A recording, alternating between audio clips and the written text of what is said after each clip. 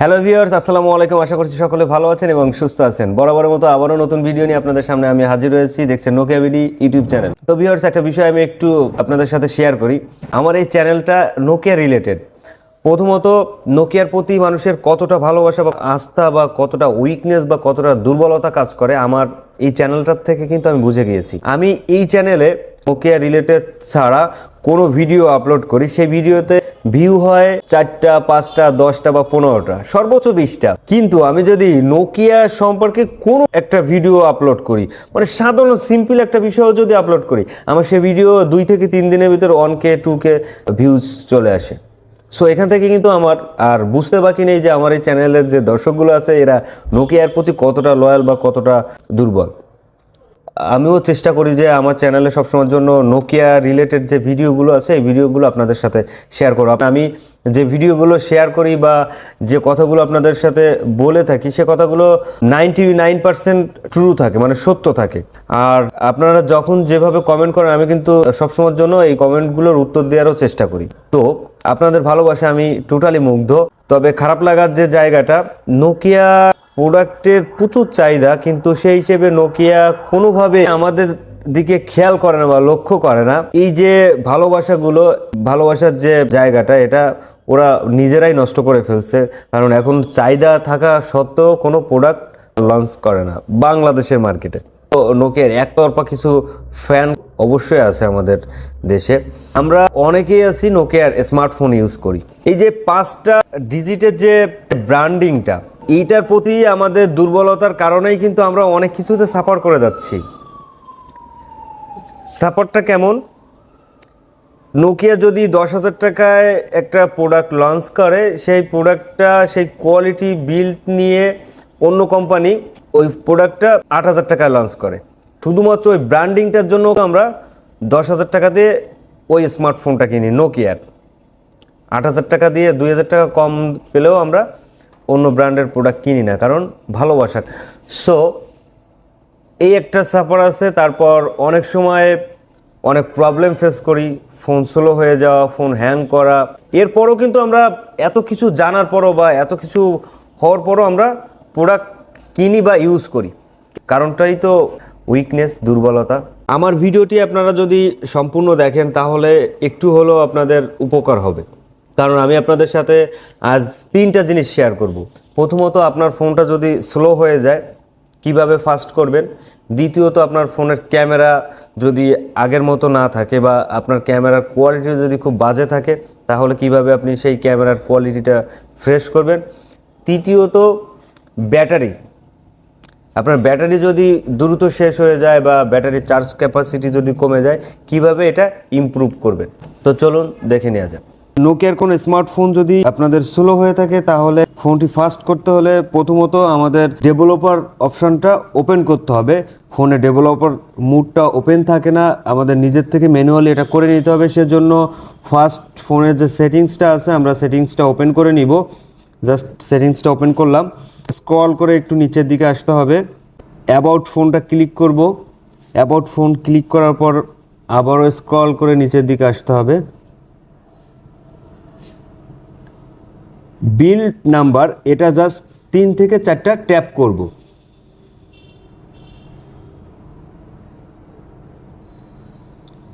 You are now a developer. আমার ফোনে কিন্তু অলরেডি ডেভেলপার যে মুডটা আছে এটা অন হয়ে গেল। আমরা ব্যাক বাটন দিয়ে একটু বের হয়ে যাব। এরপর এই যে সিস্টেম অপশানটা আছে এটা আমরা ক্লিক করব।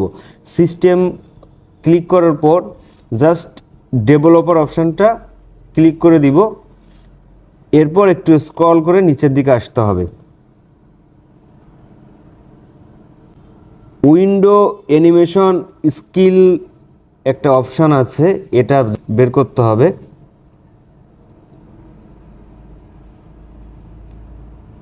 স্ক্রল করে আপনারা একটু নিচের দিকে আসবেন, নিচের দিকেই ওই অপশানটা থাকবে। উইন্ডো অ্যানিমেশন স্কেল, এটা ক্লিক করে দিব। দেওয়ার পর সেকেন্ড যে অপশানটা আছে 5x, এটা করে দিতে হবে। এরপর ট্রানজ্যাকশন অ্যানিমেশন স্কেল, এটা ক্লিক করতে হবে। ক্লিক করার পর অ্যানিমেশন স্কেল 5x, এটাও সেম ক্যাটাগরিতে সেকেন্ড যে অপশনটা আছে এটা ওপেন করে দিতে হবে। এরপর অ্যানিমেটর ডিউরেশন স্কেল, এটা জাস্ট অ্যানিমেশন স্কেল 5x করে দিতে হবে। এরপর ব্যাক বাটন দিয়ে বের হয়ে যাবেন এবং ফোনটা রিস্টার্ট করে নেবেন। ফোনটা ওপেন হওয়ার পর আবারও ফোনের সেটিংসটা ওপেন করবেন। সেটিংস ওপেন করার পর স্টোরেজ নামক যে অপশানটা আছে এটা ক্লিক করে দিবেন। এইখানে আপনাদের দেখতে হবে আপনাদের ফোনের যে স্টোরেজটা আছে এই স্টোরেজটা কতটুকু ইউজ হয়েছে আর কতটুকু ফ্রি আছে। তো আপনাদের ফোনের স্টোরেজটা যদি 50%-এর উপরে ইউজ হয়ে থাকে তাহলে একটা এসডি কার্ড আপনারা কিনে ইউজ করবেন। আপনাদের ফোনের যে স্টোরেজটা থাকবে এটা 50%-এর উপর ইউজ করবেন না। এসডি কার্ড কেনার ক্ষেত্রে অবশ্যই একটা ব্র্যান্ডের এসডি কার্ড কিনবেন এবং ক্লাস 10 হলমার্ক করা দেখে কিনে আপনাদের ফোনে ইউজ করবেন। এভাবে আপনারা যদি ইউজ করতে পারেন তাহলে আপনাদের ফোন আবারও আগের মতো ফাস্ট হয়ে যাবে। এরপর যাদের ফোনের ক্যামেরার কোয়ালিটি ভালো না তারা কিন্তু এই অ্যাপ্লিকেশনটা ইউজ করতে পারেন, বা এই অ্যাপ্লিকেশনটা ইউজ করলে আপনাদের ক্যামেরা, ফটো, ভিডিও সব কিছু আগের থেকে অনেক আপডেট হবে। সেজন্য অবশ্যই আপনাদের ফোনের প্রসেসর কোয়ালকম স্ন্যাপড্রাগন সিরিজের হতে হবে। এরপর আপনারা এই ক্যামেরাটা ইনস্টল করতে পারবেন। এই ক্যামেরাটার নাম হচ্ছে গুগল ক্যামেরা। প্লে স্টোরে যাবেন, যাওয়ার পর জি ক্যামেটর এই যে অ্যাপ্লিকেশনটা আছে এটা ইনস্টল করবেন। ওপেনে ক্লিক করবেন। ওপেনে ক্লিক করার পর এরকম অবস্থাতে থাকবে। সো এইখানে আপনার যে ফোনে ইনস্টল করবেন সেই ফোনের নামটা চলে আসবে। এটা হচ্ছে এইচএমডি গ্লোবাল নোকিয়া 3.4। জাস্ট এই কর্নারে একটা অপশান আছে, এটাতে ক্লিক করে দিবেন। দেওয়ার পর স্টার্ট ডাউনলোড, এটা ক্লিক করে দিবেন। এরপরে এইখান থেকে ডাউনলোডিংটা শুরু হয়ে যাবে। এটা ডাউনলোড হওয়ার পর ইনস্টল করলে